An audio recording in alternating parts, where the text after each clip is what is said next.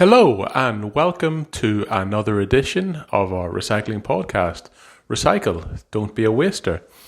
I suppose if you ask the question, what is better than recycling? I suppose just keep on using a product or service. Keep on using something so that you don't even need to recycle it. And I suppose, the longer you keep something, the longer wearing it is, the better quality the manufacturing. It is likely to last longer and longer. But let's be honest, humans change and everybody except me gets older.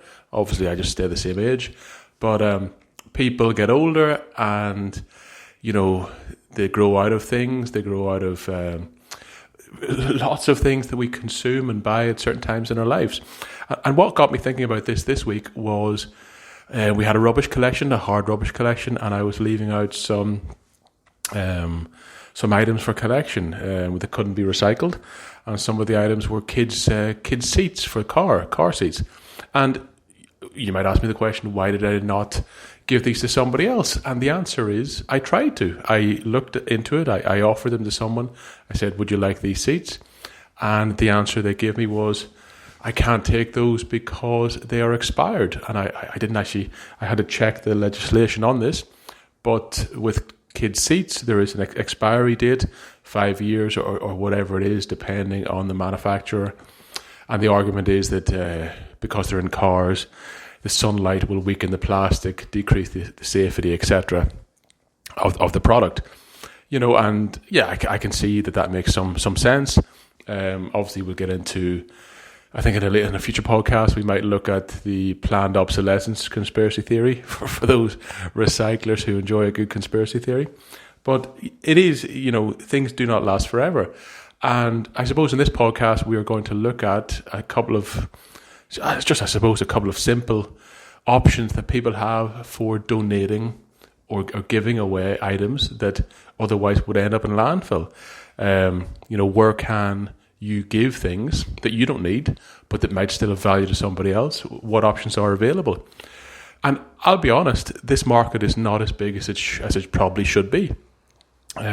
We all know, there are certain ones that you're probably aware of, and a couple that maybe we'll try to mention also, that hopefully give you some options. But I suppose one of the things in modern society is that items are not made to last. This is, things are often made to be replaced. And this even harks back to my dad. He used to fix electrical appliances, washing machines, items like that. And he told me that after a while recently, say in the last 10 years, fixing of appliances just becomes a non-starter. And the reason is they're not made to be replaced. Or not made to be fixed, sorry. Items such as washing machines, etc. If they break, it's almost impossible to take them apart. It's almost impossible to take the components out.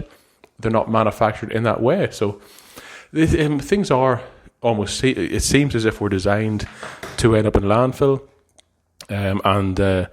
With that, if things are broken, it's almost impossible to donate them.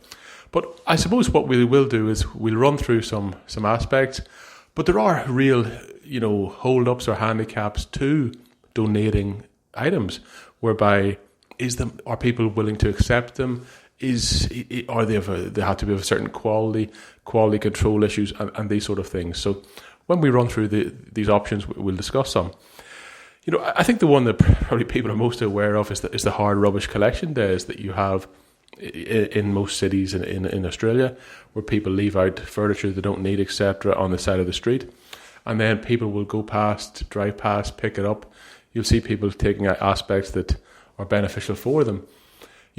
This is the least bad option, whereby it's the last step before it ends up in landfill fundamentally. So we'll try to give people some options before that.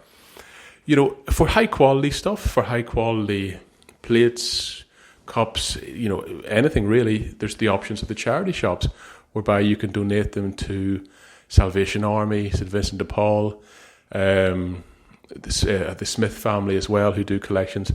And these organisations, basically, their model really is they take items from the people don't require, and then they will sell them for charitable purposes. you will often see, like at the doors, people the signs up saying, "Please do not leave rubbish. Please do not leave stuff outside." And I suppose fundamentally what happens is what one person thinks can be sold or given away is often not what in reality can be sold. And these stores tend to really only want high quality, good quality products. The same, really equivalent to secondhand stores or vintage stores for clothing. They tend to only want stuff that theoretically can be sold. Anybody who saw the Met Gala recently might have saw, I think Kim Kardashian was wearing a shawl that Marilyn Monroe had back in the 60s, valued at $5 million. And, I think people in the modern times, they are only prepared to wear or buy or use items that are almost as good as new, or if not as good as new, have some sort of vintage element. So I really think your ability to donate stuff that is not of the top quality in this aspect is quite low. But I suppose those are the first steps. I would like to know from people like Vinnie's and the Salvation Army and the Smith family who have collection points, like what percentage of items donated, because obviously you'll see the donation bins. For clothing, it's a bit different because that clothing can be used for rags, etc. But, people leaving bags against the signs up on the walls, people leaving stuff outside the stores at night, in theory it is illegal dumping, really. You're just trying to get rid of your rubbish in many regards without paying for it. So that really is those stores options. The next option we have is stuff such as we have the collection bins where, and again, I think of the Smith family who have collection bins at many, shopping precincts throughout Australia, where it's more clothing aspect. And with clothing, it can be used if it can't be reworn. It can, of course, be used as rags, used for filling, and there are other opportunities for using it. So that is one to consider. Obviously, aspects such as when we get into clothing, probably from my recent reading, the most developed area is in the aspect of running shoes, sports shoes, and that sort of aspect, whereby there are charities available. Most of them sponsored by the big manufacturers, the Nikes, the Asics, the Adidas, whereby you can donate shoes basically for charity, whereby some of them will be reupholstered, I don't know if that's the correct word, or recobbled, or improved, and then given to kids either in Australia who are needy or overseas. And there are organisations such as Souls for Souls, that's SOLES for SOULS, a bit of a wordplay there. So that's one option. And I was even recently in the sports store Platypus recently, and they did have other options as well for shoe donations. There's one company called shoesforplanetearth.com are worth checking out. And of course, Souls for Souls, who we've mentioned. And you will also see collection points in, the one I saw in was Platypus, but I believe you'll see them in other stores also, such as Rebel Sports. But unfortunately, these only apply really to sports shoes at the moment. Other shoes, such as dress shoes, leather shoes, there's very limited opportunities for giving these things away. And I think this is a real area where I think organisation would come in. An organisation, charitable, it's almost like an aftermarket required for these sort of items that there probably are smaller, more regional areas for it, but I think it's something that could very easily attach on to a Planet Ark or even a city council website, whereby there's donation swap opportunities for this huge volume of stuff that people are giving away that other people might want. Secondhand furniture, aspects like that fundamentally the council will end up paying for, the municipal organisation will pay for through disposal. So it would make a lot of financial sense as well as environmental, and charitable sense to create that market. One aspect we're trying to do on some of these recent podcasts is give a shout out to people who we're aware of. And in this sector, there's a company called, or an organisation called bootsforall.org.au. Bootsforall.org.au, and they're part of an organisation called Sports for All.